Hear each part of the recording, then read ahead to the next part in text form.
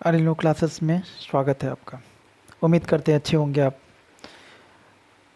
आज के इस लेक्चर में मैं आपके लिए आर्बिट्रेशन एंड कंसिलेशन के कुछ important MCQ questions, important sections जो AIB 18 के स्पेशल क्लास में मैं लेके आया हूँ। अगर आप चैनल पर नए हैं तो चैनल को लाइक एंड सब्सक्राइब करें। अगर आपने प्रीवियस वीडियो AIB 18 के स्पेशल क्लास को नहीं देखा है तो आप प्लेलिस्ट में जा कर के देख सकते हैं। उसका लिंक मैं डिस्क्रिप्शन में दे दूंगा, आप वहाँ से जा कर के देख सकते हैं। अगर आपने टेलीग्राम चैनल को ज्वाइन नहीं किया है तो उसका लिंक मैं डिस्क्रिप्शन में दे दूंगा, आप वहाँ से टेलीग्राम ग्रुप को ज्वाइन कर लें ताकि आपको कोई भी वीडियो आए, कोई नई अपडेट हो तो आपको उस माध्यम से प्राप्त हो सके। अगर आप चैनल पर नहीं हैं तो चैनल को लाइक एंड सब्सक्राइब करें, शेयर करें ताकि कोई नई वीडियो बनाऊँ मैं आपके लिए तो नोटिफिकेशन के माध्यम से आपको उसका बेनिफिट हो सके। आज मैं आर्बिट्रेशन एंड कंसिलेशन एक्ट का कुछ इंपॉर्टेंट MCQ क्वेश्चंस लाया हूँ जो AIB 18 के स्पेशल क्लास है।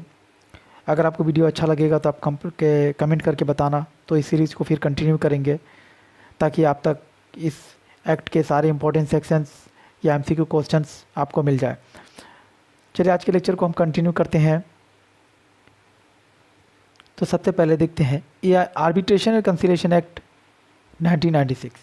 आर्बिट्रेशन कंसिलेशन एक्ट कब का है? 1996 का है ये आप ध्यान रखिएगा। तो सबसे पहले देखते हैं इसका क्या है। How many sections, chapter and parts in arbitration act 1996।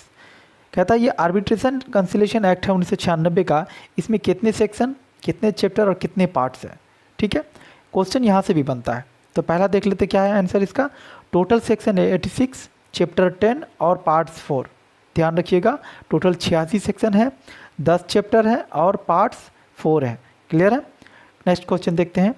The arbitration act number, ये आर्बिट्रेशन कंसिलेशन 1996 जो है ये एक्ट नंबर कितना है।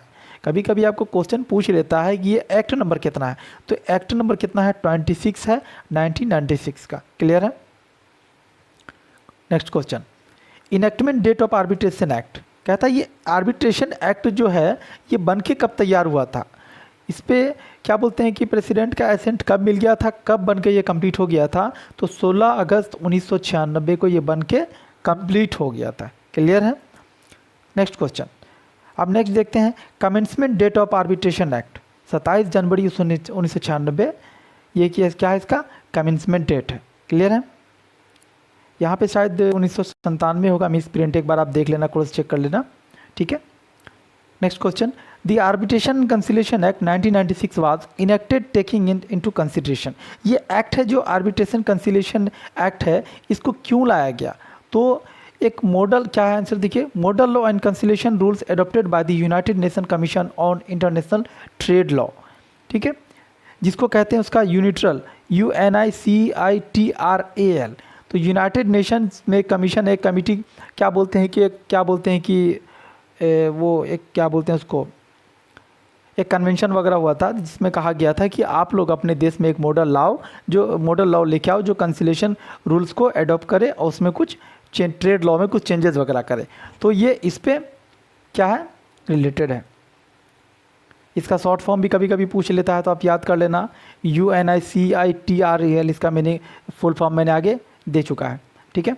Next question, the term arbitration means, ये जो हम लोग आर्बिट्रेशन जो पढ़ते हैं इसका मतलब क्या होता है वो देखते हैं। इसका आंसर क्या है, settlement dispute outside the court by private individual. कहते हैं कि किसी व्यक्ति के बीच में अगर कोई विवाद हो जाए ना तो उस डिस्प्यूट को हम क्या करेंगे, कोर्ट के अंदर जाके सुलझाएंगे। क्लियर। लेकिन जो आर्बिट्रेशन का मामला होता है ना, क्या होता है, ये डिस्प्यूट्स को outside of the court by the private individual व्यक्ति से इस मैटर को हम लोग क्या करते हैं, सेटल करते हैं, मतलब उस डिस्प्यूट का निपटारा करते हैं। उसका मतलब क्या होता है, आर्बिट्रेशन का ये मतलब होता है। क्लियर है। Next question, the person who act as a mediator between the dispute to settle the dispute is called. कहता है वो जो व्यक्ति है ना जो मीडिएटर के रूप में काम कर रहा है उस दोनों व्यक्ति के बीच में, डिस्प्यूटेड जो व्यक्ति के बीच में, उसको क्या कहते हैं, तो उसको कहते हैं आर्बिट्रेटर। क्लियर है। आर्बिट्रेशन का मैंने बता दिया, आर्बिट्रेटर का भी बता दिया मैंने। नेक्स्ट देखते हैं, द टर्म कंसिलेशन मीन्स। ये टर्म आर्बिट्रेशन कंसिलेशन सुनते हैं, आर्बिट्रेशन का मैंने मतलब बता दिया। ठीक है। कंसिलेशन का मतलब देख लेते हैं, टू कंसील और ब्रिंग टुगेदर अपोजिंग साइड्स। कहता है कंसील का मतलब क्या होता है ना, दोनों के बीच में सुलह कर देना। मतलब मामला को निपटारा कर देना, उसी को कंसील कहते हैं और उसी कंसीलेशन का टर्म यही होता है। मतलब क्लियर है? कंसील का मतलब होता है सुलह करना, मामला को क्या करना, निपटारा करवाना। क्लियर है? Next question, who is conciliator? कहता है ये कंसीलेटर कौन होगा?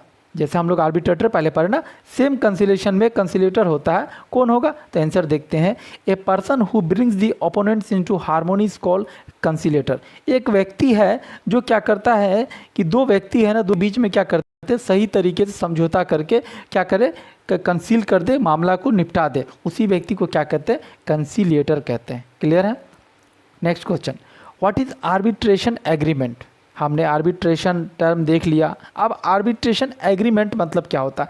सिंपल वर्ड में समझे ना कि जब दो व्यक्ति के बीच में कोई आर्बिट्रेशन विवाद वगैरह कोई लेकर के एग्रीमेंट बन गया कि हम लोग दोनों के बीच में अगर कोई विवाद होगा तो हम लोग आर्बिट्रेशन में जाएंगे और आर्बिट्रेटर के पास जाएंगे, तो वो जो एग्रीमेंट दोनों के बीच में बना ना, उसी को कहते हैं आर्बिट्रेशन एग्रीमेंट।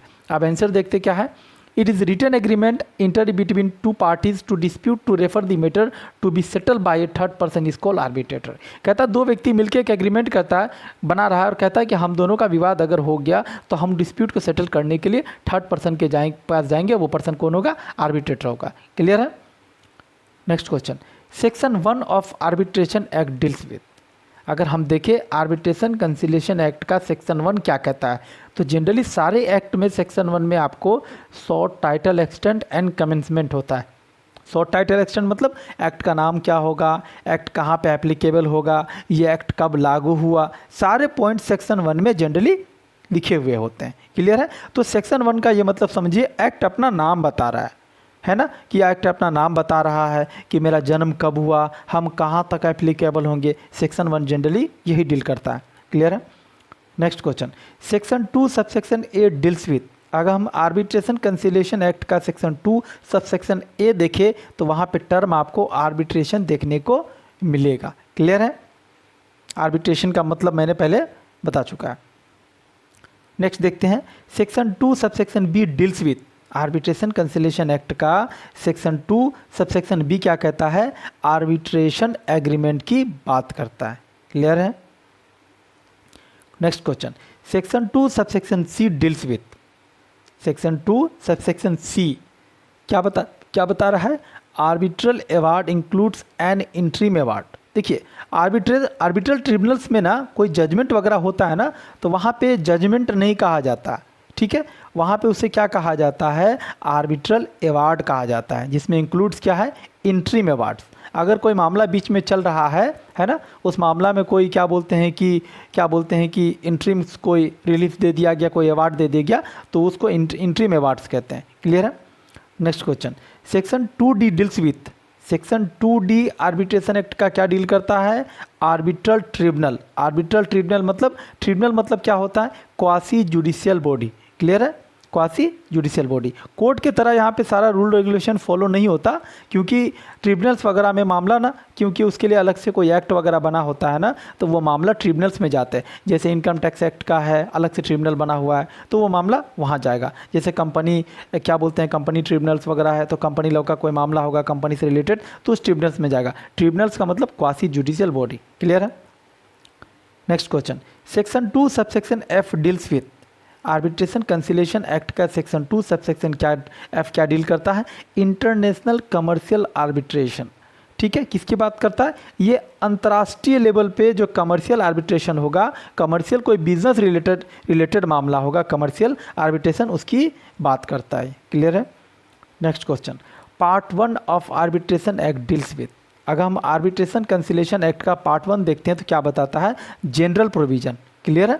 जनरल प्रोविजन मैंने अभी हम लोगों ने देखा, शॉर्ट टाइटल एक्सटेंट, क्या बोलते हैं कि मीनिंग डिफिनेशंस वगैरह जो सारे देखे, जनरल प्रोविजन पार्ट 1 में आपको देखने को मिलेगा। क्लियर है? Next question, chapter 2 deals with. अगर हम चैप्टर 2 की बात करें तो वो क्या डील करता है, आर्बिट्रेशन एग्रीमेंट। किसकी बात करता है, आर्बिट्रेशन एग्रीमेंट। क्लियर है? Next question, section 7 of arbitration act deals with.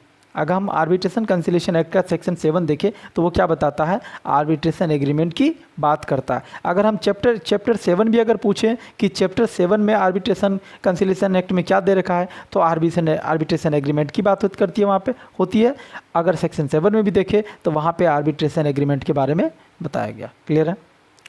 Next question, the arbitration agreement must be, कहता है ये जो आर्बिट्रेशन एग्रीमेंट होगा ना, एग्रीमेंट मतलब कोई क्या बोलते हैं, कोई करार वगैरह हो रहा है, ठीक है, तो क्या होना चाहिए, written and signed by the parties, एक लिखित रूप में होना चाहिए और दोनों पार्टी के द्वारा सिग्नेचर हस्ताक्षर होना चाहिए उस आर्बिट्रेशन एग्रीमेंट में। क्लियर है। Next question, section 9 of arbitration act deals with, अगर हम सेक्शन 9 आर्बिट्रेशन एक्ट का देखते हैं तो क्या बताता है, इंटरिम मेजर्स बाय कोर्ट, है ना, कोई इंटरिम मेजर्स, है ना, जैसे कि पहले हमने देखा अवार्ड्स इंक्लूड इंटरिम अवार्ड्स, तो कोई इंटरिम मेजर्स वगैरह कोर्ट दे रहा है तो सेक्शन 9 के अंतर्गत आपको इंटरिम मेजर्स देखने को मिलेंगे। क्लियर है। Next question, section 10 of arbitration act deals with, अगर हम सेक्शन 10 आर्बिट्रेशन एक्ट का देखते हैं तो वहाँ पे क्या बताता है, नंबर ऑफ आर्बिट्रेटर। क्लियर है कि आर्बिट्रेटर जो होंगे नंबर क्या होगा। क्लियर है। Next question, which section of arbitration gives right to the parties are free determine the numbers of arbitrator but such number shall not be even number, कहता है किस सेक्शन के अंतर्गत पार्टी को यह अधिकार देता है कि वो क्या करते हैं कि आर्बिट्रेटर को बता सकते हैं कि कितना आर्बिट्रेटर रखना है, तो वो नंबर क्या होना चाहिए, इवन नंबर नहीं होना चाहिए। इवन नंबर मतलब जैसे 2, 4, 6, 8, 10, 12 ये नहीं होना चाहिए, ऑड नंबर होना चाहिए। ऑड नंबर मतलब जैसे 1, 3, 5, 7, 9, 11 इस तरीके से होना चाहिए। जैसे 3 हुआ तो 3 में से 2 व्यक्ति ने उसके अगेंस्ट जजमेंट दिया, एक व्यक्ति उसके लिए हुआ, तो 2 नहीं होना चाहिए, ठीक है, दोनों मतलब कि दोनों अलग सेम ही जजमेंट दे रहे हैं, तो ऐसा नहीं होना चाहिए। क्या होना चाहिए, ऑड नंबर होना चाहिए। क्लियर है। Next question, section 10 subsection 1 of arbitration act किसकी बात करता है, जो अभी हमने बताया ना कि ऑड नंबर नहीं होना चाहिए, इवन नंबर होना चाहिए, वो सेक्शन 10 सबसेक्शन 1 में आपको देखने को मिलेगा। क्लियर है। Next question, section 11 of arbitration act deals about, section 11 arbitration act का देखते हैं तो वहाँ पे क्या बताता है, अपॉइंटमेंट ऑफ आर्बिट्रेटर। इस सेक्शन के अंतर्गत जब आप देखेंगे डीपली पढ़ेंगे तो वहाँ पे आर्बिट्रेटर का कैसे अपॉइंटमेंट होता है वो सारी प्रक्रिया आपको देखने को मिलेगा। क्लियर है। Next question, the umpire system has been abolished by which act, पहले जो अभी जो टर्म दिखता है ना आपको आर्बिट्रेटर, पहले उसको कहा जाता था एम्पायर कहा जाता था, लेकिन उस सिस्टम को एबोलिश किया गया, समाप्त कर दिया गया किस एक्ट के द्वारा, तो आर्बिट्रेशन एक्ट 1996 के द्वारा एम्पायर सिस्टम को एबोलिश कर दिया गया। क्लियर है। Next question, section 11A deals with, अगर हम सेक्शन 11A देखते हैं आर्बिट्रेशन एक्ट का तो क्या बात करता है, power of central government to amend 4 schedule. ये जो आर्बिट्रेशन एक्ट है ना, इसके अंतर्गत जो 4th शेड्यूल है ना, उसमें सेंट्रल गवर्नमेंट को पावर है कि वो अमेंड कर सकते हैं। तो वो 4th क्या बोलते हैं कि 4th शेड्यूल में आपको देखने को मिलेगा कि कितना रुपया तक का मामला है, तो उसमें मॉडल फीस वगैरह कितना लगेगा। क्लियर है। जब 4th शेड्यूल देखेंगे तो वहाँ आपको ये चीज़ देखने को मिलेगा। Next question, which section of arbitration act deals about ground for challenge, किस सेक्शन के अंतर्गत आर्बिट्रेशन एक्ट में ग्राउंड फॉर चैलेंज बताएगी, क्या क्या ग्राउंड्स होगा, उस ग्राउंड पे चैलेंज कर सकते हैं। कि मान लीजिए किसी आर्बिट्रेटर को अपॉइंट किए, वो आर्बिट्रेटर जिसको अपॉइंट किए वो जो अपोजिट पार्टी है उसका क्या है, वो व्यक्ति रिलेटिव है या फैमिली है या कोई मतलब कोई मामला हो, किस ग्राउंड पे चैलेंज कर सकते हैं, वो सारे ग्राउंड सेक्शन 12 में दिए गए हैं। क्लियर है। Next question, section 13 of arbitration act deals with, section 13 जब हम आर्बिट्रेशन एक्ट का देखेंगे तो पहले हमने देखा था ग्राउंड फॉर चैलेंज, वो चैलेंज जो करेंगे उसकी प्रक्रिया सेक्शन 13 में आर्बिट्रेशन एक्ट में बताएगी। इसकी वो जो ग्राउंड्स के अकॉर्डिंग चैलेंज करेंगे आर्बिट्रेटर को, तो वो उसकी प्रक्रिया क्या होगी वो सेक्शन 13 में दे रखा है। Next question, chapter 4 of arbitration act deals with, अगर हम चैप्टर 4 देखेंगे आर्बिट्रेशन एक्ट का तो क्या डील करता है, ज्यूरिडिक्शन ऑफ आर्बिट्रल, है ना, ये जो ज्यूरिडिक्शन ऑफ आर्बिट्रल जो क्या बोलते हैं आर्बिट्रल ट्रिब्यूनल्स है उसके ज्यूरिडिक्शन की बात करता है। क्लियर है।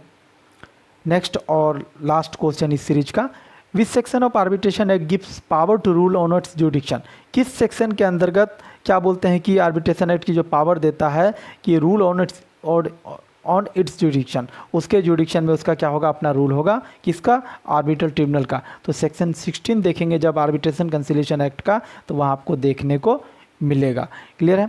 तो आज के एक्ट में मैंने आर्बिट्रेशन कंसलेशन एक्ट के कुछ इंपॉर्टेंट एमसीक्यू क्वेश्चंस आपको मैंने बताने की कोशिश की।